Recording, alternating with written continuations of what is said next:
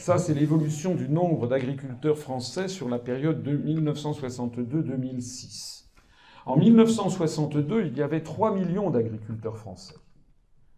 En 1970-71, ils étaient tombés à 1 600 000. 1 million en 1990, 627 000 à peu près en 2000. En 2008, ils étaient 540 000. On est tombé au-dessous de 500 000. Les perspectives, c'est à horizon de 2030, peut-être 200 ou 300 000 agriculteurs. Alors, bien entendu, nous ne sommes pas un mouvement de gens nostalgiques.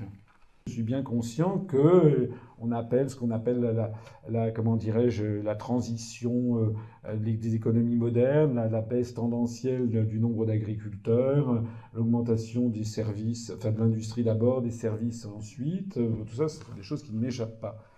Mais la France est quand même le grand pays agricole d'Europe. Il y a 2 grands pays agricoles en Europe depuis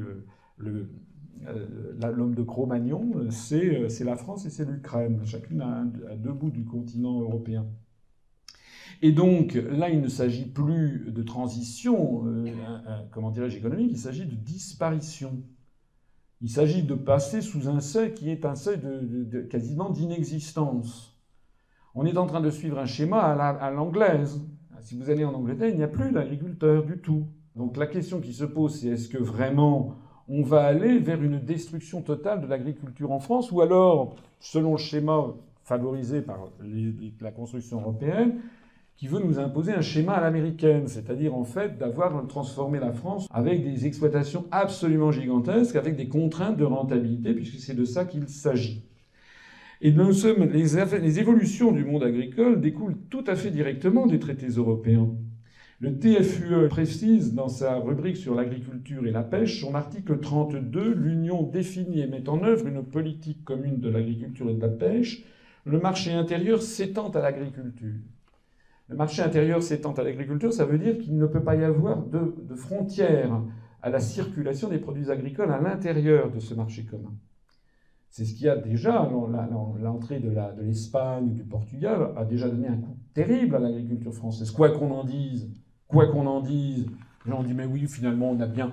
Parce que j'ai entendu des européistes qui disent oui, il y en avait qui avaient peur de l'entrée de l'Espagne et du Portugal, ben ça s'est passé, ça s'est très bien passé. Non, ça s'est pas très bien passé du tout. Non. Ah, tout le monde n'est pas mort, ça c'est sûr, c'est comme dans la fable de La Fontaine, mais tous étaient touchés. C'est-à-dire qu'effectivement, c'est corrélé avec la disparition d'un grand nombre d'agriculteurs. Et puis de toute façon, il n'y a plus que ça maintenant, parce que ce n'est plus la seule raison, il y a également, n'est-ce pas, le fait que l'article 39, la politique agricole commune a pour but d'accroître la productivité de l'agriculture en développant le progrès technique, en assurant le développement traditionnel de la production agricole ainsi qu'un emploi optimum des facteurs de production, notamment de la main-d'œuvre. Ce qu'il est important de comprendre, c'est que les traités européens auraient pu, par exemple, dire qu'il fallait que l'agriculture, un des objectifs de l'agriculture dans les pays de l'Europe, soit l'autosuffisance alimentaire. Ça aurait pu être un objectif. C'est d'ailleurs un objectif que tous les hommes d'État, on en est singulièrement dépourvus, mais que tous les hommes d'État, tout au long de l'histoire de tous les pays du monde, sont toujours à l'esprit. Nul ne sait de quoi l'avenir est fait. Il est très important qu'un pays puisse être sûr à tout instant de pouvoir nourrir son propre peuple. Surtout quand on est un pays agricole comme la France. Ça, c'est complètement perdu de vue. Mais la réalité de l'agriculture, c'est qu'elle disparaît à toute allure, d'autant plus qu'on ne l'a pas seulement mise en contact avec les productions agricoles d'Espagne ou du Portugal, mais également avec les productions agricoles du monde entier. Donc le triste bilan de la politique agricole depuis 30 ans, c'est que l'Union européenne met en concurrence frontale les agriculteurs, non seulement de France avec les autres pays d'Europe, mais des pays d'Europe avec ceux du monde entier au nom d'une vision ultralibérale, ce qui permet aux grands groupes de la distribution et de l'agroalimentaire d'imposer aux agriculteurs français des prix alignés sur les prix mondiaux. Ces prix sont la plupart du temps en dessous des coûts de production. Au cours des 40 dernières années, les prix des produits agricoles français ont baissé de moins 60% par an, pas par an, au cours des 40 dernières années, de moins 60% en monnaie constante, et actuellement 40% des paysans français ont désormais un revenu inférieur au SMIC, avec en plus le taux de change de l'euro qui aggrave le mal à toute allure. Le résultat, c'est que vous ne savez pas que actuellement, nous comptons en France 4 à 500 suicides d'agriculteurs par an. C'est-à-dire plus de 1 par jour. Parfois, ça peut être des drames familiaux, c'est entendu. Mais quand on en a 1,5 par jour, ça devient un phénomène statistique qui n'est plus uniquement corrélé à des peines de cœur. C'est autre chose qui se passe. Cette autre chose, c'est qu'on est en train de tuer ce qui faisait la France de toujours, si j'ose dire, c'est-à-dire le monde agricole, et qui se trouve placé dans une situation qui est à la fois financière et psychologique de plus en plus intolérable.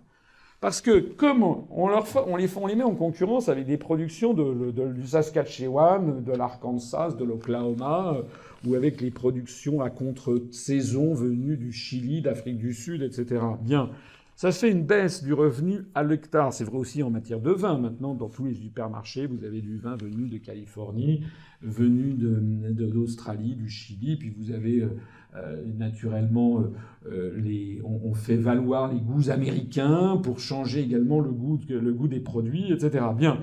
Donc, on a la baisse du revenu à l'hectare a provoqué la disparition accélérée du nombre d'exploitations et donc de nos agriculteurs. Deuxièmement, puisqu'on a une course à la rentabilité qui est réclamée par l'Union européenne, c'était l'article 32 dont je vous parlais à l'instant et 39, le seul critérium, c'est justement la rentabilité, et également l'utilisation optimum de la main-d'œuvre, c'est-à-dire avoir recours à une main-d'œuvre immigrée payée avec des lance-pierres, eh bien, on va avoir donc une course au rendement, à l'agrandissement des exploitations, donc la perte des terroirs et de l'entretien des paysages. Pour tenter de survivre, beaucoup d'agriculteurs tentent de se réfugier dans des stratégies de niche avec des produits de haut de gamme ou des produits bio. Alors parfois ça marche, ça n'est d'ailleurs pas désagréable. Il peut y avoir de très bons produits bio. C'est une solution quand même qui ne peut concerner le plus grand nombre. Le plus grand nombre, il disparaît purement et simplement. Et puis on a également une augmentation faramineuse de l'utilisation des engrais et des pesticides. Du moins dans certaines régions et pour certaines productions. On va peut-être en utiliser moins pour certaines productions que pour d'autres. Alors bien sûr, certes, on me dit oui, maintenant on s'oriente vers des fermes bio, vers un plus grand respect du concept d'agriculture raisonnée, comme vous le connaissez, qui sont je pense, la voie du progrès. Mais tout ceci, c'est encore une fois la partie émergée de l'iceberg. La réalité, c'est quand même ceci, c'est quand même on est obligé d'avoir une agriculture de masse, sinon on disparaît selon les canons venus de Washington. Le pire de tout, c'est qu'au même moment, le prix de vente aux consommateurs ne baisse pas. Ça permet aux grandes chaînes de distribution d'augmenter leurs profits. C'est de ça qu'il se passe. C'est que vous avez un phénomène de ciseaux qui s'ouvre. D'une part, les agriculteurs gagnent de moins en moins d'argent à l'hectare. Ils sont donc obligés de faire tout ce que je viens de dire. Et d'autre part, les consommateurs, eux, ne voient pas du tout baisser le prix dans les hypermarchés. Alors, quel est le mystère ? Le mystère, il est très simple. C'est qu'au bout du compte, la politique agricole commune s'est progressivement dénaturée et est devenue un instrument au bénéfice quasiment exclusif des groupes financiers qui contrôlent l'agroalimentaire et la distribution au détriment de l'agriculture et des agriculteurs. Les réalités économiques qui sont imposées par le marché commun agricole et par l'orientation ultralibérale des traités européens, eh bien, pousse à une destruction progressive et rapide de notre modèle agricole. Un exemple des conséquences de la construction européenne, dans la filière fruits et légumes, par exemple, ils ont besoin de beaucoup de main-d'œuvre à l'été. Donc les producteurs français sont placés dans une situation impossible. La législation française impose le SMIC. En gros, de l'ordre de 9 à 10 euros de l'heure pour les ouvriers saisonniers. Or, les ouvriers saisonniers, c'est presque exclusivement travailler 9 à 10 euros de l'heure pour ramasser, par exemple, des cerises ou des choses comme ça dans les vergers. C'est presque exclusivement des salariés agricoles venus du Maghreb, de la Turquie ou des pays de l'Est, de la Pologne, de l'Ukraine et de la Moldavie. Mais au même moment, le SMIC n'existe pas en Allemagne. Il n'existe pas, en tout cas, il existe par branche, mais il n'existe pas dans l'agriculture. Ce qui fait que les concurrents allemands, eux, payent les mêmes ouvriers saisonniers 5 à 6 euros de l'heure. Donc le résultat des courses, ça veut dire qu'il y a une distorsion de concurrence. Et donc, qu'est-ce qu'ils font? Ben, les agriculteurs, la chambre d'agriculture qui s'occupe des questions de fruits et légumes, la filière fruits et légumes, avait saisi le Premier ministre, M. Fillon, en disant il nous faut au moins des dédommagements. Et donc, la France a voulu dédommager ses agriculteurs pour ce qui revient à fonctionnaliser les agriculteurs. Ça revient encore une fois à dénaturer leur métier. Au lieu qu'ils cultivent et qu'ils qu'ils vivent du produit de leur... Il faut qu'ils partent dans des circuits labyrinthiques de paperasse et d'administration pour essayer de survivre. Et en plus de tout, eh bien, naturellement, la Commission européenne a interdit à l'État de pallier cette distorsion de concurrence par des aides aux agriculteurs en considérant que c'était contraire à la libre concurrence, dont je vous ai rappelé que dans l'article 32, eh bien, il est prévu que les produits agricoles obéissent au système du marché intérieur. Le résultat de tout ça, c'est qu'il n'y a pas 50 mystères, il n'y a pas 50 solutions. Hein. Ça veut dire que puisqu'on place les agriculteurs français dans une situation de concurrence sans limite, avec par exemple les agriculteurs allemands sur cette filière, c'est un exemple qui montre au jour le jour pourquoi la construction européenne est en train de nous détruire, eh bien, soit on maintient la législation française du SMIC à 9-10 euros de l'heure. Pourquoi je suis? Parce que j'estime qu'on n'a pas à traiter les gens comme des chiens, et qu'ils, toute peine, méritent un salaire décent. Donc, on maintient le SMIC à 10 euros de l'heure, et à ce moment-là, ben on sombre, parce que ça n'existe pas en Allemagne. D'ailleurs, le modèle allemand dont on nous rebat les oreilles en ce moment, vous savez qu'il y a quand même des gens très pauvres en Allemagne, et qui sont payés d'ailleurs de plus en plus avec des lance-pierres. Bon. Donc, soit ça, soit, eh bien, on est obligé de supprimer le SMIC en France. On y va tout droit. Nous proposons la troisième voie, c'est-à-dire de dire, nous, on en sort. On sort de ce système. Nous avons le droit de vouloir maintenir notre identité. Nous avons le droit de vouloir défendre un modèle qui est à la fois un modèle agricole et un modèle social. La conclusion, c'est que l'agriculture française est sur la voie du déclin. L'agriculture française est dépassée désormais par l'agriculture allemande. C'est une chose qui aurait été inconcevable il y a encore 5 ans.